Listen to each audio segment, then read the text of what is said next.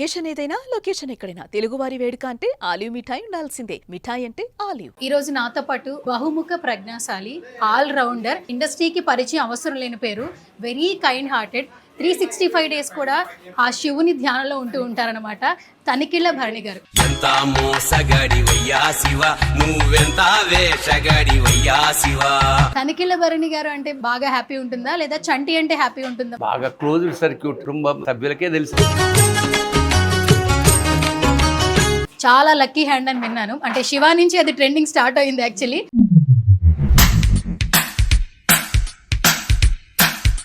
And ఈ రోజు మా ఆర్గానిక్ క్రీమరీ బై ఐస్బర్గ్ కూడా మీరే లాంచ్ చేశారు ఈ స్టోర్. పాటని పాఠముంది, మేటని ఆట ఉంది, దేనికో ఓటు చెప్పరా. చిన్న పిల్లల దగ్గర నుంచి పెద్దవాళ్ళు ఎవరైనా సరే ఐస్ క్రీమ్ తినొచ్చు అంటున్నారు. కోల్డ్ చేసిన ఐస్ క్రీమ్ తినండి, ఫీవర్ వచ్చిన ఐస్ క్రీమ్ తినండి అని చెప్తున్నారు. ఆయన ఓపెన్ ఛాలెంజ్ చేస్తున్నాడు, ఆర్గానిక్ గా అందిస్తున్నారు. మీరేం చెప్తారు sir organic creamery by iceberg గురించి? ఆర్గానిక్ గా ఐస్ క్రీమ్ అంటే జనరల్గా అన్ని నేచురల్, డయాబెటిక్ వాళ్ళు కూడా హాయిగా తినొచ్చు.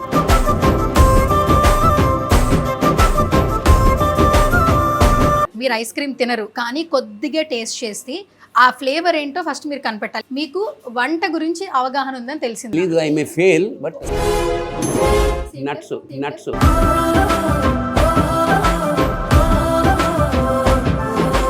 సార్ మీ బాల్యంలో ఐస్ క్రీమ్స్ ఎలా ఉండేవి? పైసా 2 పైసా ఫుల్ ఐసులు, దాని నిండా పంచదార ఉండేది, ఐస్ ఉండేది, అంతకంటే రంగు ఉండేది, నూరంతా ఎరగా అయిపోయింది. ఎంత ఎదిగినా ఒదిగి ఉండాలి అనేది చెప్తూ ఉంటారు, బట్ చాలా తక్కువ మందే ఉంటారు. ఇక్కడికి వెళ్ళిన తనికిళ్ళ భరణి గారి గురించి ఇలా చెప్తూ ఉండడం వింటున్నప్పుడు మీకు ఎట్లా అనిపిస్తుంది? మనకి ఏదైతే లభించిందో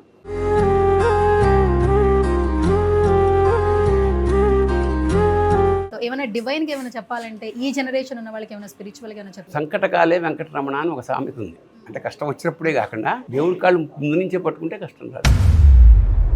తనికిళ్ళ భరణి గారి జర్నీ అనగానే మిథునం ముందు మిథునం తర్వాత అంటుంటారు. మిథునం లాంటి ఇంకొక సినిమా నెక్స్ట్ ఎప్పుడు వస్తుంది? ఒక రహస్యం ఉంది. హాయ్ హలో నమస్తే, this is Suvarna, welcome to Suman TV. So ఈరోజు నాతో పాటు ఒక స్పెషల్ గెస్ట్ అయితే ఉన్నారని చెప్పొచ్చు. బేసికల్గా ఏదైనా ఒక పని మొదలు పెడితే ఆ పని సక్సెస్ అవ్వాలంటే ఒక మంచి చేయి ఉంటే బాగుంటుంది అంటారు, మంచి దీవెన ఉంటే బాగుంటుంది అని కూడా అంటుంటారు. రీసెంట్ టైమ్స్లో organic creamery by iceberg launches అన్నీ చూస్తూ ఉన్నాము. బట్ ఈరోజు ఏఎస్ రావు నగర్లో కొత్త స్టోర్ అయితే లాంచ్ అయిపోయింది. ఆ స్టోర్ని లాంచ్ చేయడానికి వచ్చారు బహుముఖ ప్రజ్ఞాశాలి, ఆల్ రౌండర్, సో ఇండస్ట్రీకి పరిచయం అవసరం లేని పేరు, వెరీ కైండ్ హార్టెడ్, 365 డేస్ కూడా ఆ శివుని ధ్యానంలో ఉంటూ ఉంటారనమాట. Tanikella Bharani garu, versatile actor. So right now నాతో పాటు ఉన్నారు, ఆయనతో మాట్లాడదాం. అసలు ఈ రోజు స్టోర్ లాంచ్ చేయడం ఎలా అనిపిస్తోంది, అలాగే ఆయన మెమరీస్ కూడా ఒకసారి రీకలెక్ట్ చేద్దాము. ఐస్ క్రీమ్తో ఏమైనా బాండింగ్ ఉందో ఆయనతో మాట్లాడదాం. నమస్కారం సార్. నమస్కారం తల్లి. ఎలా ఉన్నారు సార్? తనికిళ్ళ భరణి గారు అంటే బాగా హ్యాపీ ఉంటుందా, లేదా చంటి అంటే హ్యాపీ ఉంటుందా మిమ్మల్ని? బాగా క్లోజ్ సర్క్యూట్, అంటే కుటుంబ సభ్యులకే తెలుసా చంటి అనే పేరు? ఏదైనా పేరే కదా. ఓకే సార్, బేసికల్గా మీ గురించి చాలా రీసెర్చ్ చేశాను నేను. చాలా లక్కీ హ్యాండ్ అని విన్నాను. అంటే శివ నుంచి అది ట్రెండింగ్ స్టార్ట్ అయింది యాక్చువల్లీ. అండ్ ఈరోజు మా ఆర్గానిక్ క్రీమరీ బై ఐస్బర్గ్ కూడా మీరే లాంచ్ చేశారు ఈ స్టోరు. సో లక్కీ హ్యాండ్ అని మేము అనుకుంటాము. సో ఏం చెప్తారు సార్ ఫస్ట్? మంచిదే కదా. ఇప్పుడు మనస్ఫూర్తిగా మనం ఏం చేసినా సక్సెస్ అయితే ఆనందించే వాళ్ళు మనం. సరే, లక్ అనేది కేవలం హ్యాండ్లో కాకుండా వాళ్ళ కృషిలో కూడా ఉంటుంది. అంచేత let us put that credit to కష్టపడే వాళ్ళకి. చెయ్యి వెనకాల ఉంటుంది, భగవంతుడు చెయ్యి వెనకాల ఉన్నట్టు. చెయ్యి అంటే సపోర్ట్ అంతే, that's all. Organic creamery by iceberg అని స్టార్ట్ చేశారు ఫౌండర్ సుహాస్ గారు. చిన్న పిల్లల దగ్గర నుంచి పెద్దవాళ్ళు ఎవరైనా సరే ఐస్ క్రీమ్ తినొచ్చు అంటున్నారు. కోల్డ్ చేసిన ఐస్ క్రీమ్ తినండి, ఫీవర్ వచ్చిన ఐస్ క్రీమ్ తినండి అని చెప్తున్నారు. బేసికల్గా మనమే చెప్తాం పెద్దవాళ్ళు ఐస్ క్రీమ్ తినొద్దని చెప్పి. ఆయన ఓపెన్ ఛాలెంజ్ చేస్తున్నాడు, ఆర్గానిక్గా అందిస్తున్నారు. ఇది మరొక స్టోర్ లాంచ్ అయింది. మీరేం చెప్తారు sir organic creamery by iceberg గురించి? నేను కూడా ఈ కుర్రాడు చేసిన, అంటే సుహాస్ 12 ఏళ్ల నుంచి ఈ బిజినెస్లో ఉన్నా కూడా అదే పనిలో వెళ్ళిపోతుంటారు. బట్ ఎక్కడ ఈ ట్రెండ్ సెట్టింగ్ ఎక్కడ జరుగుతుందంటే, can we do something different అన్నప్పుడు ఎక్కడైనా ప్రపంచంలో, ఈవెన్ ఐస్ క్రీమ్ కూడా ఇట్ వన్ యాజ్ యాక్సిడెంట్. ఒక రాత్రి జస్ట్ పాలు దాని మీద పడిపోవడం, పొద్దున కల్లా గడ్డగట్టడం, అది చూసి అలా యాక్సిడెంట్గానే ఆరంభమైంది ఐస్ క్రీమ్. నిజమా సార్? న్యాచురల్గా ఎవరైనా కనపట్లేదు. చాలా మంచి గొప్ప గొప్ప యాక్సిడెంట్లు జరిగాయి చరిత్రలో, ముఖ్యంగా సైంటిఫిక్గా. ఇది మాత్రం కాదు, ఎందుకంటే ఐస్ క్రీమ్ మనకు తెలుసు, బట్ ఆర్గానిక్గా ఐస్ క్రీమ్ అంటే జనరల్గా మన పిల్లలు ఎప్పుడన్నా ఐస్ క్రీమ్ తింటుంటే ఒకటి వరకు ఓకే, కానీ అంతకన్నా ఎక్కువ తింటే తల్లిదండ్రులకి, ముఖ్యంగా తల్లి ఒప్పుకోదు, ఎందుకంటే జలుబు చేస్తుంది, అనారోగ్యం అని. దట్స్ ట్రూ ఆల్సో, ఎందుకంటే సీజన్ ఒకటి, కోల్డ్ సీజన్లో అసలు తినకూడదు. అంటే ఇప్పుడు కోల్డ్ సీజన్లోనే లాంచ్ చేసి అదే అది రూలు. ఇప్పుడు దానికి విరుద్ధంగా ఏమిటంటే ఇతను ఆర్గానిక్గా అన్నీ నేచురల్, అంటే పాలు దగ్గర నుంచి అందులో వేసే షుగరు అన్నీ కూడా న్యాచురల్గా వచ్చేవే చేస్తున్నాం కాబట్టి ఇది ఆర్గానిక్. ఇది డయాబెటిక్ వాళ్ళు కూడా హాయిగా తినచ్చు, అంటే లిమిటెడ్గా ఏదైనా అనేది రీసెర్చ్ చేసి కనిపెట్టిన విషయం. మరి ప్రపంచంలో చాలామంది ఉన్నారు, ముఖ్యంగా భారతదేశంలో this is the first of it's kind అని అనౌన్స్ చేశాడు. అది గొప్ప విషయం, ఎందుకంటే ఏ కంపెనీకైనా R&D చాలా ఇంపార్టెంట్. రీసెర్చ్ చేస్తున్న కొద్దీ దానిలో కొత్త కొత్త విషయాలు, ముఖ్యంగా బిజినెస్ పీపుల్కి అంటే ఒక ప్రోడక్ట్ ద్వారా సంపాదనతో పాటు ముఖ్యంగా ఇలాంటి ఫుడ్ ఐటమ్స్ ప్రజలకు ఆరోగ్యకరంగా కూడా అందిస్తున్నాం అన్న ఒక తృప్తి ఆడియన్స్ కూడా, అంటే కొనేవాళ్ళ ఈ ఎవరైతే కస్టమర్స్ ఉన్నారో వాళ్ళకు కూడా ఇది మనం జబ్బు చేస్తుంది అన్న బాధతో కన్నా ఇది ఆరోగ్యానికి ఉపకారం చేస్తుంది, పిల్లలు ఇబ్బంది పెట్టదు అన్నప్పుడు ఎక్కువ ఆనందం కలుగుతుంది. సో దాన్ని స్పెండ్ చేయడానికి కూడా ఇబ్బంది పడరు. సో నేను అనుకోవడం అతి తక్కువ సమయంలో దాదాపు ఇది 6వ బ్రాంచ్ అంటే సక్సెస్, అంతే కదా, సక్సెస్ఫుల్. ఇంకా చాలా చేద్దామని వీళ్ళ ఉద్దేశం. ఎప్పుడైతే ప్రోడక్ట్ జనంలోకి వెళ్ళిపోయిందో, అదే నేను ఇందాక అతను చెప్పింది, సుహాస్కి చెప్పింది కూడా, మీరు వ్యాపారాన్ని ఒక కమిట్మెంట్ తోటి ఇష్టంగా ప్రజలకు ఉపయోగపడుతుందని చేయండి. ఎవ్రీథింగ్ ఫాలోస్, అంటే కీర్తి ప్రతిష్టలు కానీ డబ్బు కానీ ఫాలో అవుతుందన్న అదే జరుగుతుంది.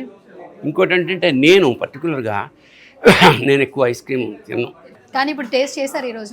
చేసి అంటే చాలా తక్కువ సార్లు, ఒక 20-30 సార్లు తింటాం మొత్తం జీవితంలో. ఒకటి రుచిగా, ఎప్పుడైతే ఆర్గానిక్ అన్నాడో ఇది ఇబ్బంది పెట్టదు అని ఆయన హామీ తీసుకున్నాక నేను టేస్ట్ చేశాను.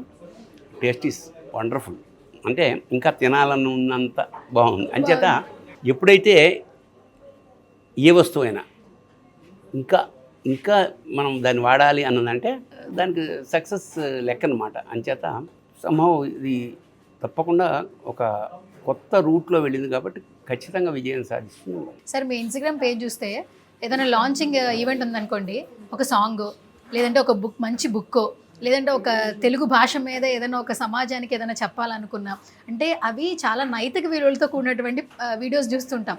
ఫర్ ద ఫస్ట్ టైం అనుకుంటా యాక్చువల్లీ మీరు ఐస్ క్రీమ్ స్టోర్ లాంచింగ్ రావడం. లేదు కొన్ని చేశాను, కానీ తక్కువ. అంటే నేను జనరల్గా ఏమిటంటే షాపుల వాళ్ళు ఎవరు మన ఎప్పుడో నాకు తెలిసి కావల్లో అనుకుంటా దాదాపు 20-30 ఏళ్ల క్రితం ఒక స్టోర్ ఓపెన్ చేశాం. అది నాకు బాగా గుర్తు, ఎందుకంటే వాళ్ళు కట్ చేయడానికి వెండి కత్తిరి ఇచ్చి ఆ కత్తిరి నాకే ఇచ్చి. ఓకే, సో అట్లాగా కొన్ని ఉన్నాయి. మరి అది జనరల్గా మన లిటరరీ సినిమా అట్లాంటి వాటికే పిలుస్తుంటారు. ఇది అంటే ఒకటి నేను కొంచెం శివభక్తుని కాబట్టి, మనసుతో రిలేటెడ్ కాబట్టి అక్కడ కరెక్ట్ అయితే మాత్రం మొత్తానికి మీరు సో చల్లగా ఉండాలి, ఈగా ఉండాలి, ఆరోగ్యకరంగా ఉండాలి. ఓకే సార్, మరి మీ ఇంట్లోనే మీకు బాగా ఫేవరెట్ పెట్టున్నారు కదా, ఆయనకి ఐస్ క్రీమ్ ఇష్టం, మీ మనవడు. పిల్లలు అందరికీ ఇష్టం కదా, తీసుకెళ్తున్నా, ఇచ్చాడు పాపం. మెనూ చెప్పాడా? వాడికి తెలీదు. మన సుహాసు సర్ప్రైజింగ్ గా తీసుకెళ్తారు అయితే. ఓకే, ఐస్ క్రీమ్ బాగా తింటాడా మీ మనవడు? బాగా. పిల్లలు ఐస్ క్రీమ్ని ఆపాలి మనం. Okay, super.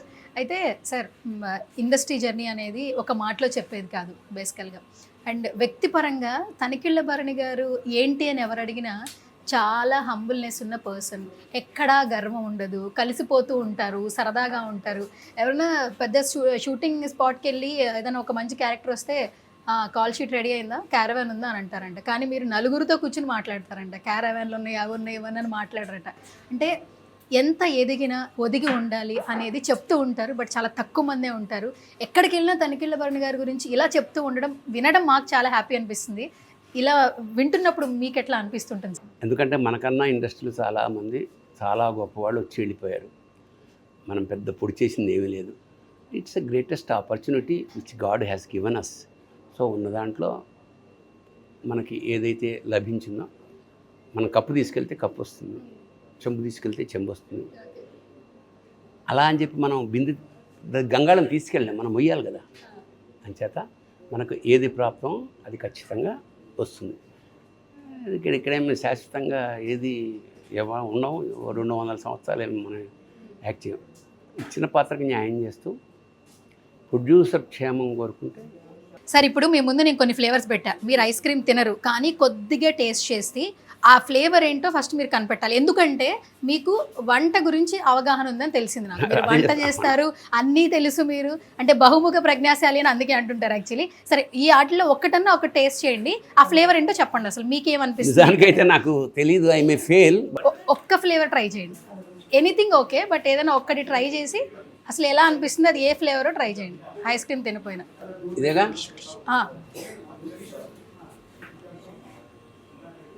అంటే పళ్ళ రుచులు ఉంటాయి వీటిలో, అంటే ఫ్రూట్స్ ఉంటుంది and at the same time nuts okay sir, but అది ఏ ఫ్లేవర్? మనకి ఫ్రూట్స్ ఏ ఫ్లేవర్స్ ఉంటాయి? సీతాఫలంలాగా అనిపిస్తుంది, మరి అది ఎంతవరకు నిజం? అది ఇదే సార్, అదేమిటది? జామకాయ సీతాఫలం ఇట్లా ఏదో, అవునా? ఫస్ట్ ఇది కరెక్ట్ సార్, సీతాఫలం అయితే కాదు, అవునా? జామకాయ ఫ్లేవర్ లాగా ఉంటుంది అనమాట, బట్ అది సీతాఫల్ కాదు. యాక్చువల్లీ సీతాఫల్ వేరే ఉంది. అసలు ఏమిటది? జాగ్రీ సార్, బెల్లం. సీతాఫల్ అయితే కాదు అనిపించింది, ఏముంది?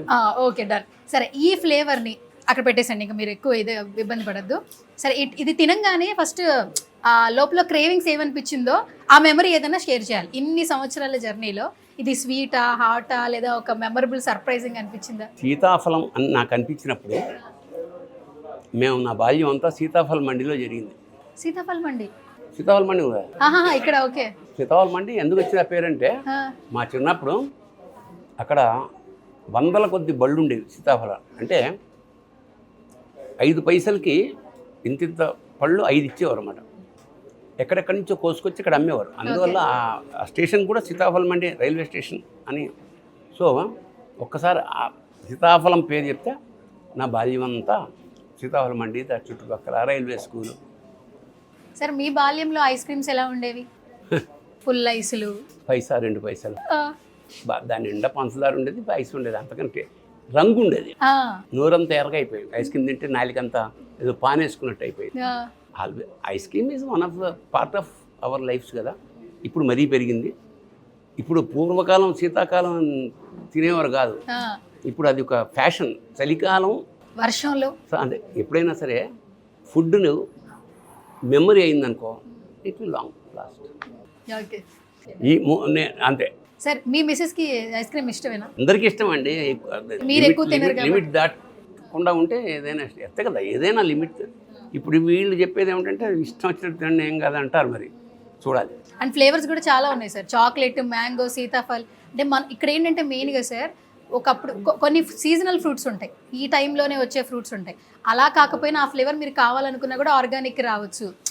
ఆ ఫ్లేవర్ని మీరు ఫీల్ అయ్యేలాగా ఐస్ క్రీమ్ని అందిస్తూ ఉన్నారు. బాగుంది. చివరిగా ఒక క్వశ్చన్, 365 డేస్ శివారాధనలో ఉంటుంటారు కదా మీరు.